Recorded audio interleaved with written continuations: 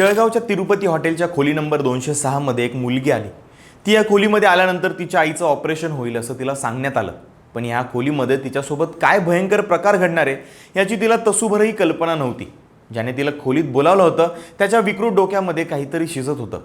ती आली, मग त्याने तिला काहीतरी प्यायला दिलं आणि तिच्यावरती नशा हावी होत गेली। तिची प्रतिकार करण्याची शक्ती संपल्यानंतर त्याने तिच्यावरती अत्याचार केले। पण इतक्यावरती तो थांबला नाही। त्याने तिचे फोटो व्हिडिओ काढले आणि हे फोटो दाखवून सतत तिच्यावरती अत्याचार करतच राहिला। फक्त तोच नाही, हे फोटो जळगावच्या काही धनिक राजकीय लोकांपर्यंत पोहोचले। आता खोली नंबर 206 मध्ये त्या नराधाबाचे मित्र सुद्धा येऊ लागले आणि सगळ्यांनी मिळून तिचं आयुष्य नरक केलं। ह्या जाचातून सुटकेचा तिला एकच मार्ग दिसत होता आणि तो म्हणजे मृत्यू। पण खोली नंबर 206 मध्ये जाणारी ती काही एकटी नव्हती। तिच्यासारख्या तब्बल 500 मुली या नराधमांच्या वासनेच्या बळी ठरल्या होत्या। अख्खं जळगाव हादरवणारं हे खरातपेक्षाही भयानक सेक्स स्कॅन्डल नक्की होतं तरी काय, कुणाकुणाचे चेहरे यामागे लपले होते, सगळं सांगतो। व्हिडिओ शेवटपर्यंत बघा। नमस्कार, मी शुभम गोरे आणि तुम्ही पाहताय लगाव बत्ती। तारीख होती 25 जून 1994। जळगावच्या पोलीस स्टेशनमध्ये सिटी हॉस्पिटलचा एक मेडिकल ऑफिसर धावत आला। त्याच्याकडे एक मुलगी तपासासाठी आली होती, जिच्या शरीरावरती जखमांचे व्रण होते आणि डोळ्यामध्ये प्रचंड दहशत होती। जेव्हा त्या डॉक्टरने तिला विश्वासात घेतलं तेव्हा तिने जे सांगितलं ते ऐकून डॉक्टरच्या पायाखालची जमीनच सरकली। तिने नाव घेतलं हॉटेल तिरुपती आणि रूम नंबर 206चं। तिने सांगितलं की तिला तिथं नेलं गेलं, गुंगीचं औषध देऊन तिच्यावरती बलात्कार करण्यात आला आणि त्याची शूटिंग करण्यात आली। आता तिला ते व्हिडिओ दाखवून सतत ब्लॅकमेल केलं जातंय। पोलिसांनी जेव्हा तपास सुरू केला तेव्हा त्यांना वाटलं होतं की हे एखाद्या मुलीपुरतं मर्यादित प्रकरण नसेल। पण जसा जसा तपास खोलवर गेला तसं पोलिसांच्या समोर एक संघटित गुन्हेगारीचं जाळं उघड होत गेलं। हे फक्त बलात्कार प्रकरण नव्हतं बरं का, तर हे एक सेक्स रॅकेट होतं, ज्याला राजकीय आणि आर्थिक सत्तेचं मोठं पाठबळ होतं। बरं, या ऑपरेशन 206ची मोडस ऑपरेंडी कशी होती ते सांगतो। कॉलेजच्या बाहेर उभं राहून बस स्टॉपवरती किंवा ब्युटी पार्लरमध्ये कामाचं आमिष दाखवून मुलींना हे नराधम हेरायचे। कोणाला नोकरी, कोणाला गरिबीतून सुटका, तर कोणाला मॉडेलिंगचं स्वप्न दाखवायचे। आणि एकदा का मुलगी हॉटेलमध्ये आली की तिच्या खाण्यापिण्यामध्ये गुंगीची औषधं मिसळली जायची। बेशुद्ध अवस्थेमध्ये तिचे अश्लील फोटो आणि व्हिडिओ काढले जायचे। त्यानंतर हे फोटो तुझ्या बापाला दाखवू का किंवा कॉलेजमध्ये व्हायरल करू का अशी धमकी देऊन त्या मुलीला फक्त स्वतःसाठीच नाही तर मोठमोठ्या राजकीय आणि श्रीमंत मित्रांकडेही पाठवलं जायचं। शेवटी या प्रकरणामध्ये पोलीस अधीक्षक दीपक जोग, मीरा बोरवणकर आणि अरविंद इनामदार यांसारख्या कडक अधिकाऱ्यांची SIT स्थापन करण्यात आली।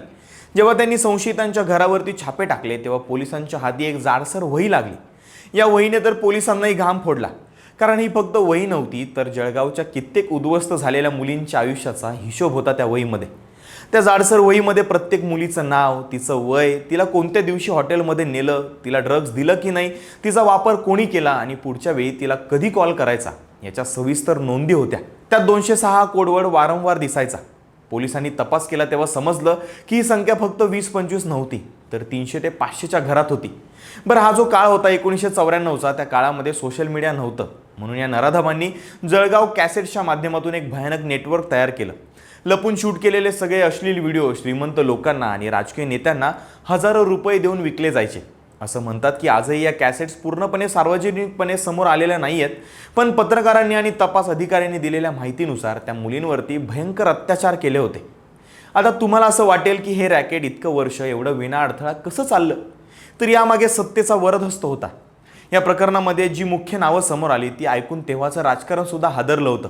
या रॅकेटचा मुख्य सूत्रधार होता पंडित ओमकार सपकाळे, जळगाव नगर परिषदेचा तत्कालीन युवक काँग्रेस नेता, जो बाहेरून गरिबांचा कैवारी असल्याचा आव आणायचा, पण आतून किती निर्दयी होता हे समोर आलंच। दुसरं नाव होतं संजय मुरलीधर पवार, जो माजी आमदार मुरलीधर पवार यांचा मुलगा होता। मुलींना फसवण्याचा सगळा सापळा हा नराधम संजयनेच रचलेला। अनेक मुलींच्या जबाबामध्ये संजय पवारचं नाव सतत पुढे यायचं।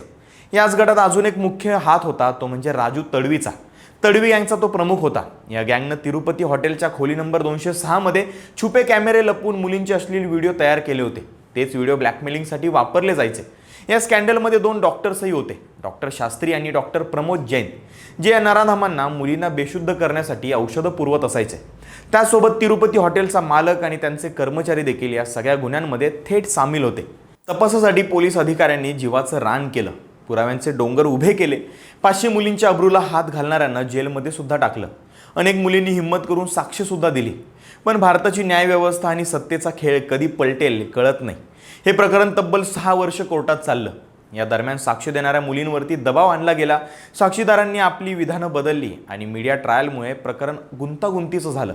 शेवटी 2000 साली बॉम्बे हायकोर्टाने ठोस पुराव्याअभावी आणि साक्षीदारांच्या विसंगत जबाबामुळे पंडित सपकाळे आणि इतरांची निर्दोष मुक्तता केली.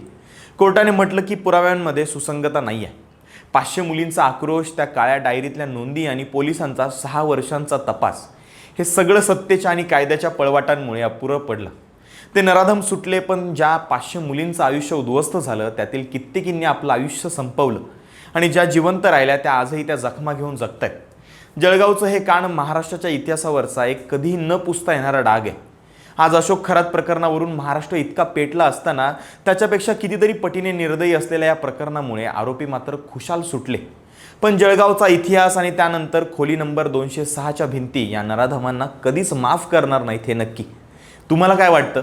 अशा हाय प्रोफाईल प्रकरणांमध्ये पीडितांना खरोखरच न्याय मिळतो का हो? आणि न्याय मिळवण्यासाठी नक्की काय करायला पाहिजे? कमेंटमध्ये नक्की सांगा आणि लगाव बत्तीला सबस्क्राईब करायला विसरू नका.